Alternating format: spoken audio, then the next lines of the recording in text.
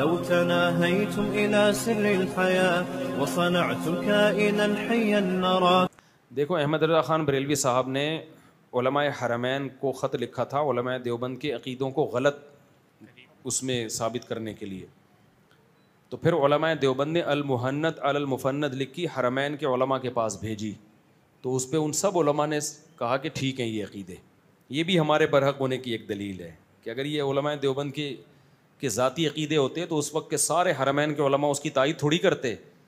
Engineer علی مرزا نے یہ بھی کہا کہ اس وقت کے علماء بدعتی تھے, بس تم ہی ایک دنیا میں ٹھیک ہو, جو چیز تمہارے خلاف جائے گی وہ سارے کیا تھے, بدعتی تھے. میں نے بتایا کویت کے پوری جو مجمع جو کویت کا ہے وہ اس کا نام میرے ذہن سے نکل گیا, پوری علماء کی کمیٹی ہے کویت کا, اس لیے نام لے رہا ہوں کہ وہ تو میں نے سرچنگ میں آ گیا نا, ورنہ تو جامع ازہر میں آپ جائیں گے وہاں بھی آپ کو یہ ملے گا, تو کہیں بھی جائیں گے دنیا میں. یہ تو انجینئر نے بیٹھ کے, اور اگر کوئی عقیدہ نہیں بھی رکھتا, جیسے سعودی عرب کے بعض سلفی ہیں ان کا یہ عقیدہ نہیں ہے, وہ بھی ٹھیک ہے.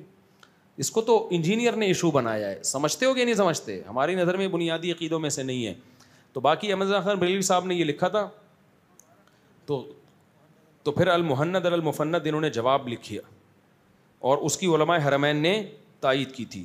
تو انجینئر علی مرزا پتہ ہے کیا ڈرامے کرتا ہے کہ ایک نے ان کے خلاف لکھا, انہوں نے ان کے خلاف لکھا, دونوں مولوی لڑ رہے ہیں آپس میں, تو تم بھی تو لڑ ہی رہے ہو, تم دونوں سے لڑ رہے ہو, تم نے لڑائی ختم تھوڑی کی ہے. یا تو آپ چپ رہتے, جیسے ہم نے یہ واقعہ ہوا تو اب چپ ہے نا ہم, اب یہ تھوڑی ہم ہر تھوڑے دن میں اس واقعے کو اچھالیں گے کہ احمد رضا خان بریلوی صاحب نے یہ کیا. بھائی جو کرنا تھا اس کا جواب ہو گیا, یہ قصہ کیا ہو گیا, ختم. اب وہ لڑائی کیا ہو گئی, ختم. اب اس کو جو اٹھا رہا ہے وہ غلط کر رہا ہے. اب انجینئر نے کیا کیا, دوبارہ سے اس لڑائی کو اٹھایا, یہ یوں بولتے ہیں وہ اس کے خلاف یوں بولتے ہیں. یا تو آپ لڑائی کو ختم کرنے کا طریقہ ہے ٹاپک ختم کر دو, اور اگر آپ نے ٹاپک ختم نہیں کرنا تو پھر یہ نہ بولو دونوں لڑ رہے ہیں لہذا دونوں غلط ہیں. پھر آپ تحقیق کر کے بتاؤ کہ ان میں صحیح کون تھا اور غلط کون تھا. پھر آپ بتاؤ کہ جنہوں نے شکایت لگائی تھی انہوں نے غلط شکایت لگائی ہے. علماء حرمین کی پھر تائید آ گئی علماء دیوبند کے لیے کہ نہیں, آپ علماء دیوبند کے علماء حرمین سے اتنے اچھے تعلقات تھے کہ جو مولانا مکی صاحب ہے نا اب تک جو درس دے رہے ہیں, آپ دیکھو جا کے, عربی کے علاوہ کوئی عالم حرم میں ایسا نہیں ہے جس کو درس دینے کی اجازت ہو عربوں کے علاوہ, سوائے اردو میں ایک مولانا مکی صاحب کے. اور بادشاہ نے ان کو لیٹر لکھ کے دیا تھا کہ ان کے دادا کو, کہ آپ کے بعد آپ کا بیٹا, اس کے بعد ان کا بیٹا, اور جب تک آپ کی نسل چلتی رہے گی کوئی حرم سے آپ کو ہٹائے گا نہیں. لیکن اب بدقسمتی کہہ لو کہ مولانا مکی صاحب کا کوئی بیٹا ہے نہیں. تو یہ تو علماء سے تعلقات کی بیس پہ ان کو یہاں پروٹوکول ملا تھا. تو ہمارے بہت سارے, یہ اس وقت سعودیہ سے ہمارے تعلقات تھے اکابر کے جب سعودی عرب میں قحط تھا, بھوک تھی. جب دولت آ گئی, ریل پہ لا گئی, مدینہ یونیورسٹی بنی, تو بادشاہ نے ہمارے علماء دیوبند سے رابطہ کیا کہ مدینہ یونیورسٹی میں آپ کے حوالے کرنا چاہتا ہوں, آپ لوگ اس کو سنبھالو. ہمارے علماء نے کہا نہیں, اللہ نے آپ کو وسائل دیے, ہم اب ادھر ہی ہندوستان پاکستان میں مدارس کی حفاظت کریں گے, یہ آپ ہی چلاؤ اس کو. تو اس کے بعد پھر کیا ہوا, جب علماء دیوبند کا انفلوئنس ختم ہوا تو پھر دوسرے لوگوں کا انفلوئنس اس میں بڑھ گیا. تو پھر انہوں نے یہ پروپیگنڈا شروع کر دیا کہ یہ عرب جو ہیں علماء دیوبند کے خلاف ہیں, اور ان کے علماء دیوبند کے خلاف کتاب بھی چھپی تھی دیوبندیہ کے نام سے, اس میں بھی بڑی غلط بیانی کی گئی. جب وہ کتاب چھپی ہے اس میں سعودیہ کے علماء کے دستخط تھے کہ علماء دیوبند کے عقائد غلط ہیں. پھر یہاں جامعہ فاروقیہ کے ایک عالم نے اس کا جواب لکھا, جب وہ جواب سعودی عرب گیا ہے تو اب وہ دیوبندیہ چھپنا بند ہو گئی ہے, اب وہ بین ہو گئی سعودی عرب میں. سمجھتے ہو کہ نہیں سمجھتے؟ تو پروپیگنڈا پہلے بھی ہوا تھا, اور عرب علماء کے سامنے بہت پروپیگنڈا ہوتا ہے. یہ جو تبلیغی جماعت میں نکلنے کو ناجائز قرار دیا تھا, شیخ صالح المنجد تھے غالباً, بہت بڑے سعودی عرب کے عالم ہیں, انہوں نے فتویٰ دیا کہ سعودی عرب تبلیغی جماعت میں نکلنا حرام ہے. میں نے ان کا فتویٰ پڑھا, اس میں انہوں نے وجہ لکھی کہ یہ لوگ قبر پرست ہیں. مجھے خیال ہوا کہ میں جانتا ہوں چونکہ وہ عالم نیک ہیں, مجھے پتا تھا یہ بدنیت نہیں ہے, مجھے یقین ہو گیا کہ کتنا غلط پروپیگنڈا کیا ان کے سامنے. تبلیغی جماعت کا قبر پرستی سے کیا تعلق ہے یار؟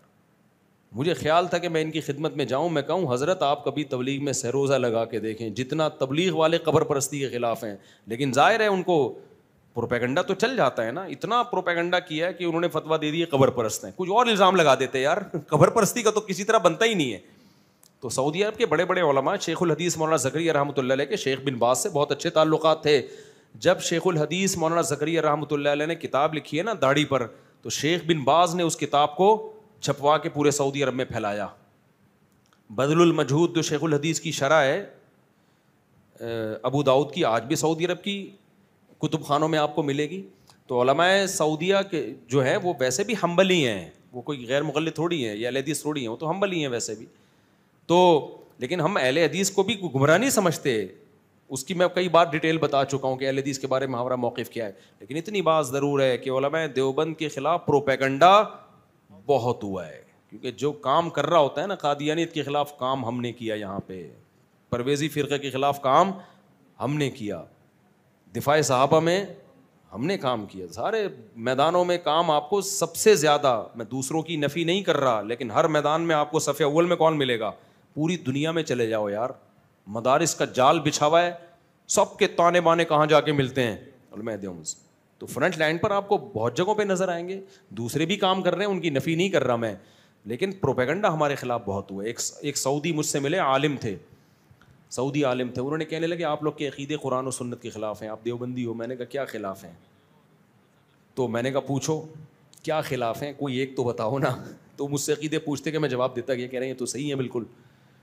تو کہہ رہے ہیں پھر کون سے والے علماء کے عقیدے خلاف؟ میں نے کہا کسی کے بھی، سب کے یہی ہیں، سب کے یہی ہیں. تو کتابوں کی دنیا اور ہوتی ہے بھائی، مشاہدے کی دنیا اور ہوتی ہے. ہوا و حرص والا دل بدل دے،